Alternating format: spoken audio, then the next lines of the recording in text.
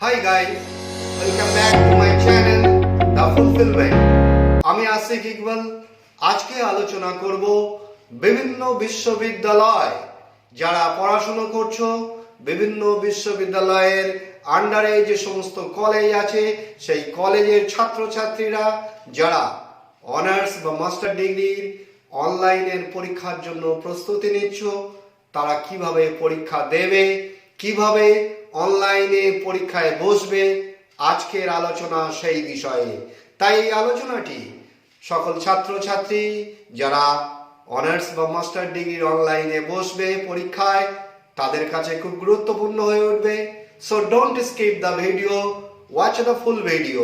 আর যে সকল ছাত্রছাত্রী বা বন্ধুরা আজকে প্রথম এসেছো আমার এই চ্যানেলে তাদের কাছে ছোট্ট একটি অনুরোধ, ইংরাজি ভাষা ইংরাজি গ্রামার একেবারে প্রাইমারি স্টেজ থেকে হায়ার লেভেল অবধি জানতে শিক্ষা সংক্রান্ত বিভিন্ন ভিডিও এবং সেই সাথে বিশেষ করে ইংরাজি সাহিত্য ইংরাজি ভাষা ও মোটিভেশনের উপরে ভিডিও পেতে আমার এই চ্যানেলটিকে তোমরা সকলে সাবস্ক্রাইব করো। আশা করি সকলে উপকৃত হবে। তাহলে please subscribe my channel the fulfilment.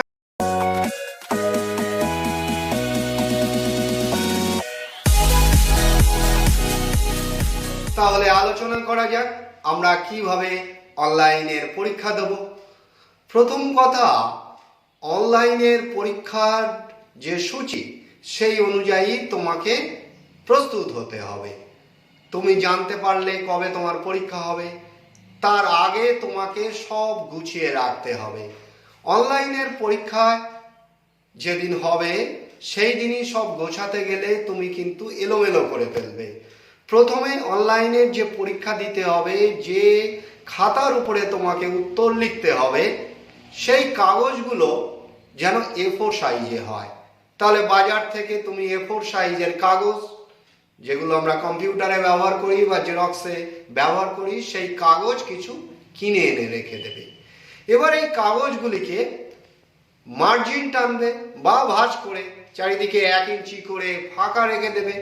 কারণ তোমাকে হয়তো ডিরেকশন দিতে পারে যে প্রত্যেকটি পৃষ্ঠায় তোমার রোল নাম্বার উপরে লেখো। তাহলে যথেষ্ট পরিমাণ জায়গা রেখে দিলাম, খাতাগুলো গুছিয়ে রাখলাম। এবার ধরো তুমি যে পেপারের পরীক্ষা, তোমার যে সাবজেক্ট, ইংরাজি হোক বাংলা হোক হিস্ট্রি হোক ম্যাথমেটিক্স হোক, সেই সাবজেক্টে যে কোর পেপার, সেই পেপারে ইম্পর্টেন্ট কোশ্চেন্সগুলো নিশ্চয়ই তোমার প্রাইভেট টিউটর আর কলেজ টিচার তোমাকে বলে দিয়েছেন বা তুমি নিজেও একটা সাজেশন করেছো। সেই মোস্ট ইম্পর্টেন্টগুলো যেগুলো লং কোশ্চেন্স বা শর্ট কোশ্চেন্স সেগুলো আগে গুছিয়ে নাও। ধরে নাও কোনো একটা পেপারে তোমাকে 3টি লং কোশ্চেন 15 নম্বরের উত্তর করতে হবে। তাহলে তার জন্য গোটা 6 প্রশ্ন তুমি সুন্দর করে লিখে রাখতে পারো বা পরীক্ষার দিনও লিখতে পারো।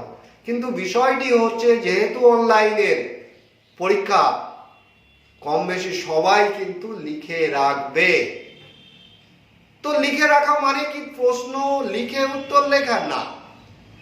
তুমি মনে করছো যে প্রশ্নগুলো ইম্পর্টেন্ট কোশ্চেন এই বছরের পরীক্ষার জন্য, সেই প্রশ্নগুলোর উত্তর ওই A4 সাইজে সুন্দর করে লিখে রাখো।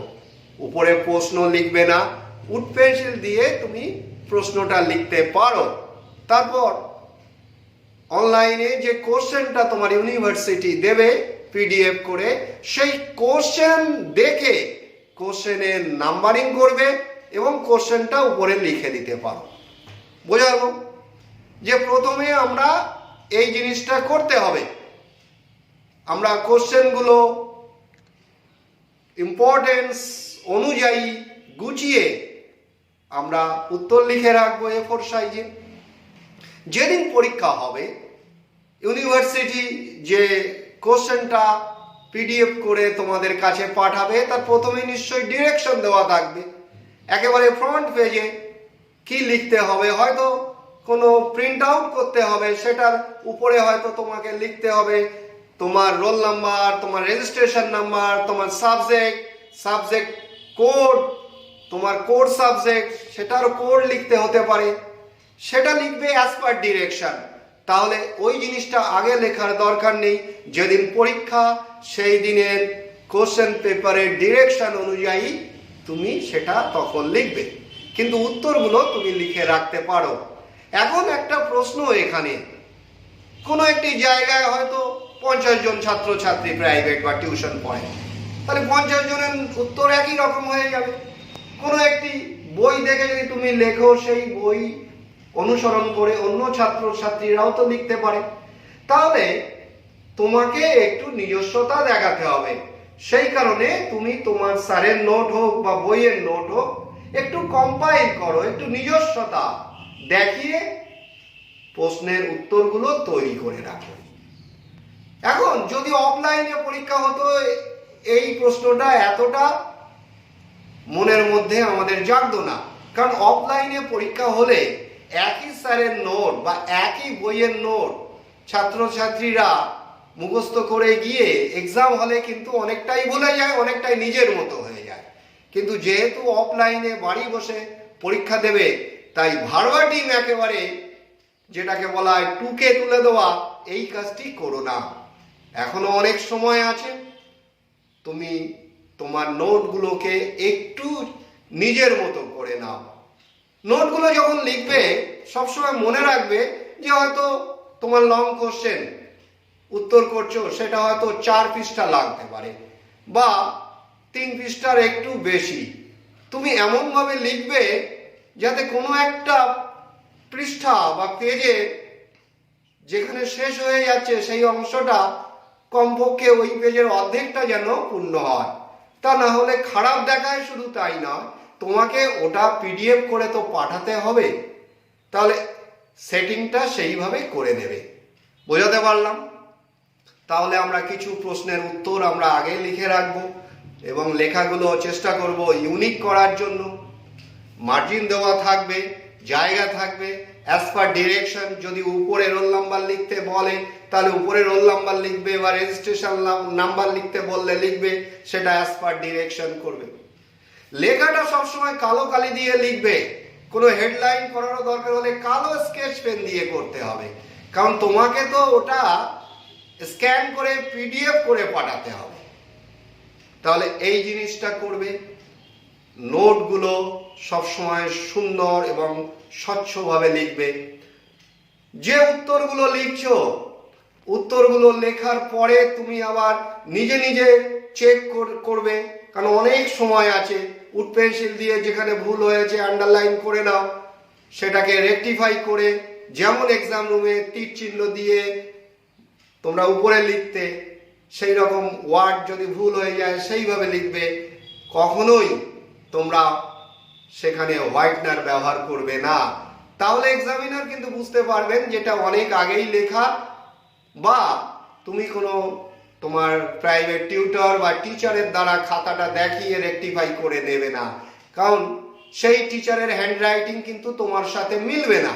যা কিছু করতে হবে তোমাকে ভাবতে হবে এক্সাম রুমে বসে তুমি যেরকম বিহেভ করো সেই রকম করতে হবে। তাহলে নোটগুলো গুছিয়ে লেখা হলো।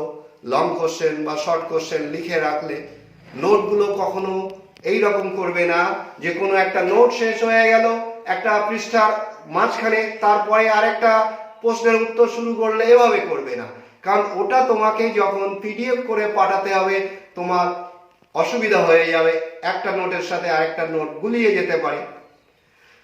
প্রশ্ন উত্তর এভাবে লেখার পরে তুমি ইউনিভার্সিটির কোশ্চেন প্রিন্ট আউট করে দেখে নিলে যে এই প্রশ্নগুলো আমি সাজিয়ে তাদের উত্তর আমার লেখা আছে, বা যদি একটা দুটো লিখতেও হয় লিখবো। তারপরে ক্রোনোলজিক্যালি সেই প্রশ্ন উত্তরগুলো আমি সাজিয়ে নেব। সাজিয়ে নেওয়ার পরে পিডিএফ করব। এখানে তোমাদের একটু বলে রাখি, এই সমস্ত কাজ করার জন্য যে স্ক্যান করা, পিডিএফ করা, তুমি তোমার এক বন্ধু বা ভাই বা দাদা বা কোনো তোমার পরিচিত কাউকে পাশে রাখতে পারো, কারণ তুমি ওদিকে উত্তর লিখতে ব্যস্ত থাকবে, হয়তো একটা দুটো প্রশ্ন লিখতেই হতে পারে। যে প্রশ্নগুলো তোমার আগে লেখা ছিল না বা টু দি পয়েন্ট আনসার করা ছিল না। অনেক সময় থাকে না যে একটু প্রশ্ন ঘুরিয়ে দেয়। আমি একটা উদাহরণ দিয়ে তোমাদের বোঝানোর চেষ্টা করছি যে যারা ইংলিশ অনার্সের ফার্স্ট সেমিস্টার পরীক্ষা দিতে যাচ্ছ ওয়েস্ট বেঙ্গল স্টেট ইউনিভার্সিটি, তাদের একটা হয়তো প্রশ্ন পড়লো CC2-তে যে the role of Jocasta, the heroine of the play Oedipus the king বা ইডিপাস রেক্স। তাহলে এখানে রোল অফ জোকাস্টা পড়েছে, তুমি হয়তো তৈরি করে রেখেছো জোকাস্টার ক্যারেক্টার। তাহলে তোমাকে যদি ইন্ট্রোডাকশন একটা চেঞ্জ করতে হয় তোমার নোটে, তাহলে ফার্স্ট পেজটা তুমি পরিবর্তন করে সেখানে নিজের মতো অ্যাজ পার দ্য কোশ্চেন আনসারটা লিখে ফেলো। তারপরে বাকি যে অংশগুলো ওর সাথে আছে যদি কনক্লুশন চেঞ্জ করতে হয় তুমি চেঞ্জ করে দিয়ে নোটটা কমপ্লিট করো। এবং নোটের শুরুতে যেটা লিখছি যে প্রশ্ন, সেই প্রশ্নটা রোল অফ জোকাস্টা লিখে দেবে। কখনোই যেন ভুল করে ওখানে ক্যারেক্টার অফ জোকাস্টা লিখো না, তাহলে এক্সামিনার কিন্তু ধরে নেবে এসব আগেই সব লিখে রেখেছিল, যার ফলে সে প্রশ্ন অনুযায়ী উত্তর করেনি, তোমার নাম্বার অনেক কমে যাবে। বোঝাতে পারলাম? তাহলে লং কোশ্চেন শর্ট কোশ্চেনগুলো ঠিক এইভাবে আমরা গুছিয়ে আমরা একজনকে পাশে রেখে দেবো, সে এই স্ক্যান করা বা PDF করা এই কাজগুলোতে সহযোগিতা করবে। আর পরীক্ষার দিন সমস্ত বইপত্র যেগুলো ওই পেপার বা ওই সাবজেক্টের জন্য প্রয়োজনীয় তোমার সামনে গুছিয়ে রাখবে। আর সমস্ত নোটগুলো মুখস্থ না করলেও অন্তত অনেকবার পড়ে নোটের মধ্যে কি আছে এই আইডিয়াটুকু তোমাকে করে রাখতে হবে। কেন? প্রশ্ন একটু আর দেখতো চেঞ্জ করতেই পারে, কোনো প্রশ্নের সাথে একটা ট্যাগ জুড়ে দিতে পারে ছোট প্রশ্ন, সেখানে উত্তরটা কিন্তু সেই রকম ভাবে উপস্থাপন করতে হবে। আশা করি তোমাদের বোঝাতে পারলাম। আর প্রশ্নগুলো সম্পূর্ণ করার পরে একেবারে প্রথম থেকে শেষ পর্যন্ত গুছিয়ে PDF করে তোমাকে ইউনিভার্সিটি ডিরেকশন অনুযায়ী সেন্ড করতে হবে। তাহলে এটাই ছিল অনলাইনে পরীক্ষার প্রস্তুতির বিষয়। বিভিন্ন বিশ্ববিদ্যালয় তারা যে গাইডলাইন্স দেবে সেই অনুযায়ী পরীক্ষার দিন তোমার গুছিয়ে এই প্রশ্নগুলো উত্তর করে পাঠাতে হবে। তোমার হ্যান্ডরাইটিং প্রথম থেকে শেষ অবধি যেন তোমারই হয়। অনেকে আমরা দেখেছি যে তার বোনের বা ভাইয়ের বা বাবার হাতের লেখা বা মাস্টারমশাই হয়তো তার মতো কাছাকাছি, সে তাকে অনুরোধ করলো যে একটা প্রশ্ন আপনি লিখে দিন। এইটা জিনিসটা করবে না, এসব চালাকি কিন্তু এক্সামিনাররা ধরে ফেলেন। আশা করি সকল ছাত্রছাত্রী তোমরা বিষয়টা বুঝতে পেরেছো। আরো একবার সাইনপসিস বলে দিই, নোট ফ্রেশ করে সুন্দর করে A4 সাইজে লিখবে, বিভিন্ন কালারের মার্কার পেন ব্যবহার করবে না, only black colour marker pen ব্যবহার করতে পারো। A4 সাইজের চারিদিকে 1 ইঞ্চি করে জায়গা রেখে দেবে, মার্জিন টানবে। আর পরীক্ষার ডিরেকশন অনুযায়ী তুমি উত্তরগুলো সাজিয়ে নেবে। ফ্রন্ট পেজ, যে পেজটা কিন্তু ইউনিভার্সিটি ডিরেকশন অনুযায়ী তোমার করতে হবে, রেজিস্ট্রেশন নাম্বার, রোল নাম্বার যা চাইবে সেখানে লিখতে হবে। ঠিক আছে? তাহলে এটাই ছিল আজকের ভিডিও।